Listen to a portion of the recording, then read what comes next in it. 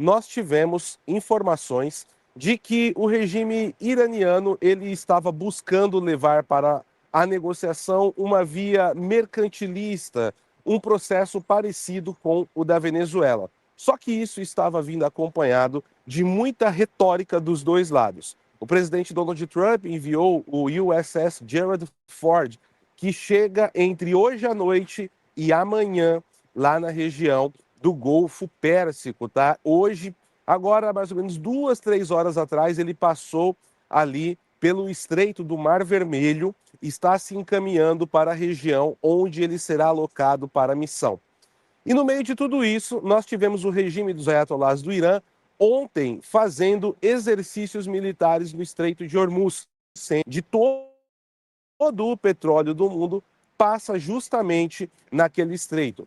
E como eu já vinha dizendo aqui há algum tempo no canal, parceiros importantes dos Estados Unidos, como Kuwait, Emirados Árabes Unidos, a própria Arábia Saudita, dependem desse estreito para escoar a sua mercadoria, também os seus petroleiros.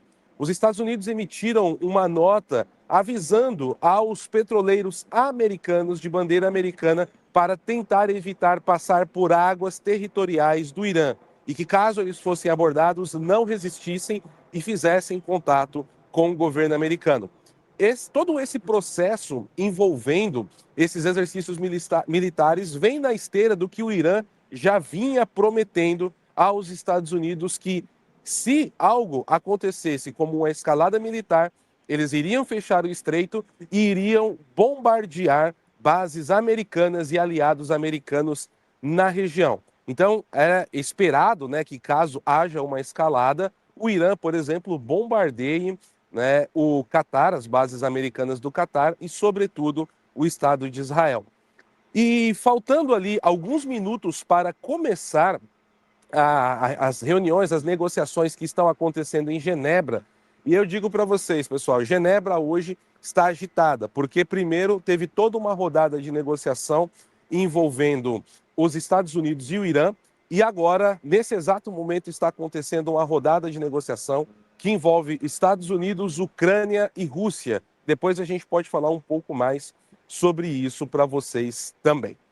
E aí, meus caros, o que nós tivemos? O Ayatollah Khamenei disparou na sua conta do X em fazer diversos tweets desafiadores aos Estados Unidos da América, ao exército americano, a Donald Trump, e esses tweets permaneceram sendo publicados durante as negociações, tá? Outro ponto importante, eu já vou ler essas publicações do Ayatollah Khamenei, é justamente no sentido de que o secretário de Estado Marco Rubio deu uma declaração ontem na Hungria falando que não tinha grande expectativa sobre essa negociação, que essa negociação ela poderia não render praticamente nada, porque quem está à frente do Irã são xiitas radicais que têm uma visão de mundo completamente fechada. Nesse meio tempo, então, o Ayatollah Khamenei começou a publicar o seguinte: o presidente dos Estados Unidos continua dizendo que eles têm a força militar mais forte do mundo. A força militar mais forte do mundo pode, às vezes, ser atingida com tanta força que não consegue se levantar novamente. Depois de 1 hora, mais ou menos, ele fez outra publicação. Nisso, as negociações e a reunião já tinha começado. E ele disse o seguinte: os americanos dizem constantemente que enviaram um navio de guerra em direção ao Irã. Claro, um navio de guerra é um equipamento militar perigoso. No entanto, mais perigoso que esse navio de guerra é a arma que pode enviá-lo para o fundo do mar. Tá? Então, aqui uma outra clara ameaça que nós tivemos. Pessoal, tem o pessoal da manutenção aqui, tá fazendo um barulho. Hoje está um caos. Me digam se está atrapalhando o som. Se vocês conseguiram ouvir o último tweet, por favor, me deem esse feedback. Bom, ele se afastou agora. Acho que dá para vocês ouvirem, né? Então tá bom. Vamos lá. Eu vou ler aqui então o último tweet que eu li do Khamenei. Os americanos dizem constantemente que enviaram um navio de guerra em direção ao Irã. Claro, um navio de guerra é um equipamento militar perigoso. No entanto, mais perigoso que esse navio de guerra é a arma que pode enviá-lo para o fundo do mar. Foi aqui o que ele disse. Tá? Bom, nós tivemos depois mais uma publicação do Ali Khamenei, que disse o seguinte: o presidente dos Estados Unidos afirmou que por 47 anos os Estados Unidos não conseguiram eliminar a República Islâmica. Essa é uma boa confissão. Eu digo, vocês também não vão conseguir fazer isso agora. Olha só, outra promessa que ali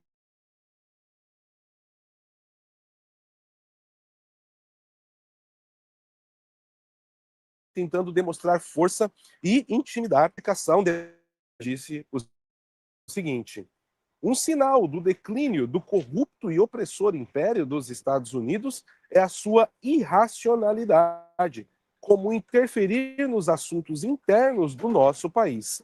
Eles dizem: limite seus limites seus mísseis a esse alcance. O que isso tem a ver com vocês? Sem armamento de dissuasão, um país será esmagado pelo inimigo. E aqui a gente tem um ponto que, quando a gente para analisar do ponto de vista teórico, o que o Ali Khamenei falou sobre a questão de você ter arma de dissuasão, ele não está errado, ele está correto. Mas o grande problema é que quem financia grupos terroristas, quem vive bombardeando os seus vizinhos, fazendo ameaças de guerras santas, segundo a visão de mundo deturpada do regime iraniano, é justamente, né, a guarda revolucionária e todo o aparato do exército iraniano. Então isso daqui soa de maneira até mesmo cínica do Ayatollah Khamenei ao dizer tudo isso. Bom, e no meio de tudo isso nós temos uma outra imagem, porque, entendam pessoal, estava já nesse momento acontecendo as negociações entre as duas delegações em Genebra, na Suíça, tá? O Ayatollah Khamenei disparando tudo isso enquanto as negociações estavam acontecendo. E nesse meio tempo, eu vou pedir para o Santos colocar uma imagem que nós temos da movimentação aérea saindo aqui dos Estados Unidos da América e em direção ao Oriente Médio. Olha só, eu tenho até aqui um material separado para vocês. Grandes movimentações de caças da Força Aérea dos Estados Unidos em direção ao Oriente Médio estão em andamento neste momento, com 3 aeronaves de reabastecimento aéreo KC-46A Pegasus, Roma 010203, sobrevoando o nordeste dos Estados Unidos, ou seja, a região aqui onde eu estou, tá? Saindo dessa região aqui, né, aqui próxima à região da Nova Inglaterra, em direção ao Oriente Médio, apoiando a transferência de 12 caças F-22 Raptor da primeira ala de caças estacionados na base aérea de Langley, Virgínia. É só eu estou aqui do lado do rio Potomac, pessoal. Atravessando o rio Potomac é a Virgínia. Se eu virar a câmera aqui, vocês veem o rio Potomac, tá? A Virgínia está a menos de 5 minutos de caminhada daqui. Para a Força Aérea de Lankenhof na Europa, ou seja, a RAF, né, a Real Air Force, ou seja, sendo enviados para bases ali de acordo com a aproximação com a Força Real Britânica. Enquanto isso, 6 aeronaves KC-135R, Stratotanker e um KC-46A Pegasus Clean 21, 22, 23, 31, 32 e 33 estão se preparando para a travessia de 12 caças F-16CJ da 169ª ala de caças da Guarda Nacional até a Carolina do Norte, perdão, da Carolina do Sul, da base conjunta da Guarda Nacional McIntyre para a Estação Naval de Rota na Espanha. Ou seja, tudo isso como cabeças de ponte, tanto no Reino Unido quanto na Espanha também, que seria um caminho direto para o Oriente Médio. Além disso, além da travessia de pelo menos 24 caças americanos, 4 aeronaves KC-135 Stratotanker, provenientes de bases europeias, Larger 12 e 13 e Larger 10 e 14, estão rebocando ativamente 12 caças F-16C Fighting Falcon da 31ª Ala de Caças da Base Aérea de Aviano, na Itália, e 12 caças F-16CJ da 52ª Ala de Caças da Base Aérea de Spandalen, na Alemanha, para bases aéreas no Oriente Médio. Ou seja, nós temos movimentações de caças e navios, olha, de aeronaves de reabastecimento em ar, saindo da Carolina do Sul, da Virgínia, aqui,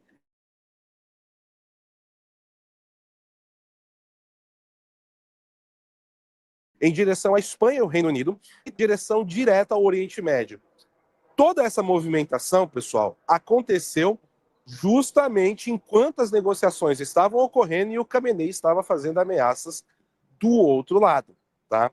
Santos, pode tirar a imagem, por favor, meu caro?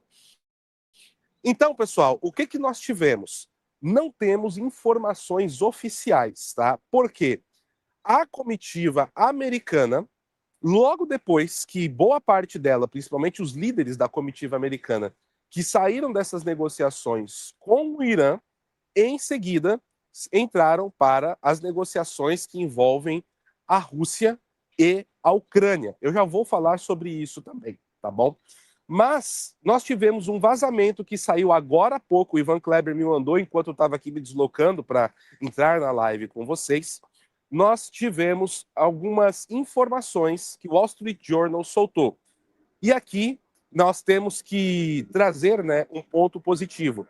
A previsão que nós apresentamos para vocês aqui no canal tornou-se realidade. Inclusive, falei no começo do programa que o Irã tentaria levar todas as negociações para uma solução mercantilista parecida com o que nós temos na Venezuela. Porém, tem umas doses aqui de cinismo também que eu até gostaria de ouvir, ou, aliás, ler o que vocês têm a dizer aí depois nos comentários desse vídeo.